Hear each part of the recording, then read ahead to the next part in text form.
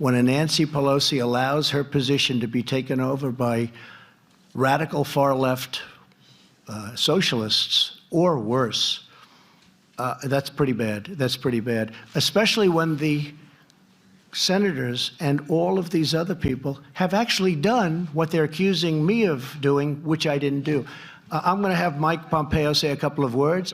We're going to chat about what we just heard from President Trump, and when he starts speaking again, we will go back to him at the Intercontinental Hotel in Midtown in New York. First of all, we should just note that he said a lot of things that were not true. And there is a big difference between senators saying, as you were talking about, we will withhold aid unless your country starts cracking down on corruption, versus we will withhold aid unless your country starts investigating these political opponents of mine. Completely. And again, having a domestic political issue entangled into any foreign affairs discussion is never a good idea, and in some cases could rise to the level of, well, all the kerfuffle we see here today. It is, I think, a dangerous thing to accept that this is the normal way that business is done. It's not. Yes, there's lots of, if you don't change, you won't get missile systems. If you buy the SA-400s from Iran, we'll cut your aid. That happens every day in good diplomacy. But not. This is not that. Today, I'm announcing the House of Representatives moving forward with an official impeachment inquiry. The president must be held accountable. No one is above the law.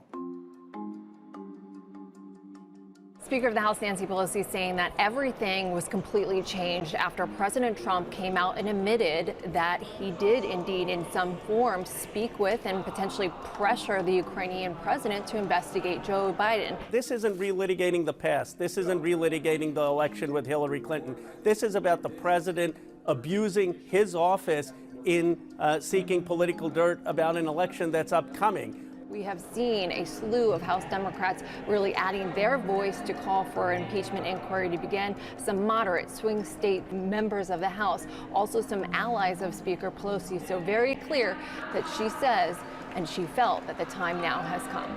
I think you have more people on the side of saying politics be damned here for a moment. There may be a real moral call that there's a constitutional responsibility here to hold the president accountable.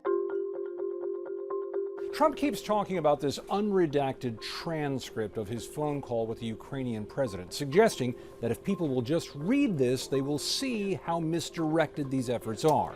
That call was perfect. It couldn't have been nicer. What Joe Biden did for his son, that's something they should be looking at. This is a 5-page transcript. It appears to be a nearly complete transcript of the July call where President Trump asked Ukrainian President Zelensky several times to collaborate with Attorney General Barr and his attorney, Rudy Giuliani, to look into Biden and his son, Hunter. Now, he doesn't specifically mention military aid, but says the U.S. has been, quote, very, very good to Ukraine. So not an explicit quid pro quo, but the president was clearly teeing up his request to Ukraine. The witch hunt continues, but they're getting hit hard on this witch hunt because when they look at the information, it's a joke. Impeachment for that? From my point of view, to impeach any president over a phone call like this would be insane. The American people are going to view this and roll their eyes because it's going to sound to them like much of the same thing they've been hearing for the last 3 years. So what's the process? How does impeachment work? Well, the investigation is going to go forward, and if the people in charge of the House of Representatives, the Democrats, think that there is enough to go forward with impeachment, the House Judiciary Committee will consider what's called articles of impeachment, which are specific charges. And if they vote articles of impeachment, then the full House of Representatives will vote on whether Donald Trump will be impeached. Now, if there is a majority in support of impeachment, Donald Trump doesn't lose his office. That's like a formal charge. It's like an indictment. So if Donald Trump is indicted the way Bill Clinton was impeached, then the case will go to the United States Senate. It takes 2/3, 67 votes in the Senate, to remove a president from office. I think everyone believes it's very unlikely in a Republican-controlled Senate. Impeaching Trump could epically backfire on Democrats heading into the 2020 election cycle. They've got plenty of races to focus on winning instead of trying to undo a race that they, sorry Democrats, already lost. It would, simply put, turn Trump into a victim, a place he loves to be. Impeaching Trump in the House without a real chance of the Senate following suit hands the president the ability to say that Democrats hate him so much that they are unfairly targeting him and ignoring their responsibilities to the country. Cracks emerging in the Republican ranks after the transcript showed President Trump repeatedly asking Ukraine's president to investigate his 2020 rival Joe Biden and Biden's son. Here is Republican Senator Mitt Romney earlier today. This remains deeply troubling, and we'll see where it leads, but the first reaction is troubling. Clearly, if there were a quid pro quo, that would take it to an entirely more extreme level. And the Senate Majority Whip, John Thune, told CNN after he read the transcript, quote, "I don't like seeing that. It is not something I would bring up." And Senator Ben Sasse saying after reading the whistleblower's complaint, which he just emerged from the secure room a little bit ago, he said, quote, "Republicans ought not be rushing to circle the wagons and say there's no there when there's obviously a lot that's very troubling there."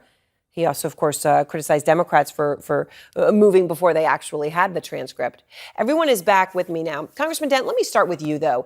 The transcript, obviously deeply troubling, according to those very senior Republicans and according to Democrats. But yet those Republicans are very much in the minority, right? Incredibly in the minority. Why do you think that is? Well, look, I think that this transcript is more than troubling. It's alarming. I would suspect that most Republicans in Congress would agree with me that it is alarming. They're not willing to say it publicly because they're all fearful of primary pressure. Even members in marginal Republican districts, swing districts, have to worry about primaries as well. And I'm telling you, that's what this is about. This not just on this issue, but on every other issue, from Charlottesville to the tariffs to the Helsinki debacle, where we thought, why aren't more Republicans speaking up? It's always for the same reason. But if I'm a Republican, I'm alarmed by what I'm reading in this stuff.